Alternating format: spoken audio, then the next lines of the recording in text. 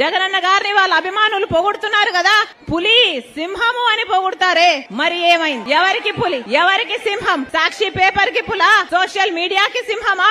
ఏం ఉద్ధరించారు? ఏది? ఒక్కసారి విప్పండి మీ పంజా బీజేపీ మీద, ఒక్కసారి గర్జించండి బీజేపీ మీద మీకు దమ్ముంటే.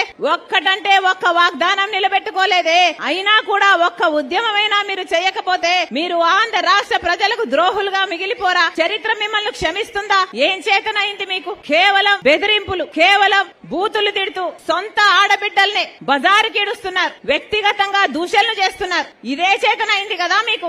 మీకు పోలవరం సాధించడం చేతనైందా? మీకు స్పెషల్ స్టేటస్ సాధించడం చేతనైందా? మీకు రాజధాని సాధించడం చేతనైందా? మీకు పరిపాలన చేతనైందా? ఇది పాలన అంటారా? దిక్కుమాలిన పాలన అంటారా? ఇంకో వైపేమో చంద్రబాబు గారు అసెంబ్లీ సాక్షిగా పాలక పక్షం బీజేపీతో ఉన్న సంబంధాల వల్ల విభజన హామీలు మొత్తం అన్ని సాధించుకోగలిగాము, సమస్యలన్నీ పరిష్కరించుకోగలిగాము అని నిస్సిగ్గుగా అబద్దాలు చెప్తుంటే టీడీపీ పార్టీ ఒక్క మాటైనా మాట్లాడిందా? తెలుగుదేశం పార్టీ గురించి చూస్తున్నాం. చంద్రబాబు గారిని ఢిల్లీ వాళ్ళు పిలిచారట, ఈయన పరిగెత్తుకుంటూ పోయాడట. ఇది విచిత్రంగా లేదా? పోనీ పరిగెత్తుకుంటూ పోతే పోయాడు, పొత్తు పెట్టుకుంటే పెట్టుకున్నాడు. అయ్యా మాకు స్పెషల్ స్టేటస్ ఇస్తేనే మేము పొత్తు పెట్టుకుంటామని ఒక్క కండిషన్ అయినా పెట్టుకోలేకపోయాడా? అది లేదు. ఎందుకంటే ఆయనకు చిత్తశుద్ధి లేదు కాబట్టి. వాళ్ళు పిలిచారట, ఈయన పోయారట. పిలిస్తే పోవడానికి, ఆపుతే ఆగమనడానికి ఈయన ఆంధ్ర రాష్ట్ర ప్రజలకు ప్రతిపక్ష నాయకుడా లేకపోతే బీజేపీ కార్యకర్తనా? ఒక్కరికంటే ఒక్కరికన్నా ఇంగితం ఉందా?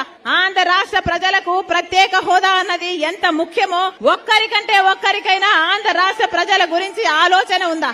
ఒక్కరికి కూడా లేదు. అందుకే చెప్తున్నాం, ఈ రోజు ఆంధ్ర రాష్ట్ర ప్రజలందరూ కళ్ళు తెరవాల్సిన అవసరం ఉంది. మనకు ప్రత్యేక హోదా సంజీవిని లాంటిది. ప్రత్యేక హోదా రావాలన్నా, పోలవరం రావాలన్నా, రాజధాని రావాలన్నా ఒక్క కాంగ్రెస్ పార్టీతోనే సాధ్యం.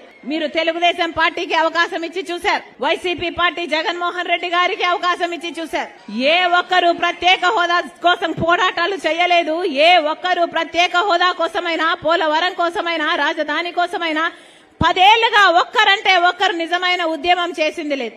మరి ఇది దగా కాకపోతే దీన్ని ఏమంటారు? అందుకే చెప్తున్నా, కాంగ్రెస్ పార్టీ మీ పార్టీ, కాంగ్రెస్ పార్టీ రాజశేఖర రెడ్డి గారి పార్టీ, కాంగ్రెస్ పార్టీ మన పార్టీ. కాంగ్రెస్ పార్టీకి ఓటేద్దాం, ఆంధ్ర రాష్ట్ర హక్కులన్నీ సాధించుకుందాం.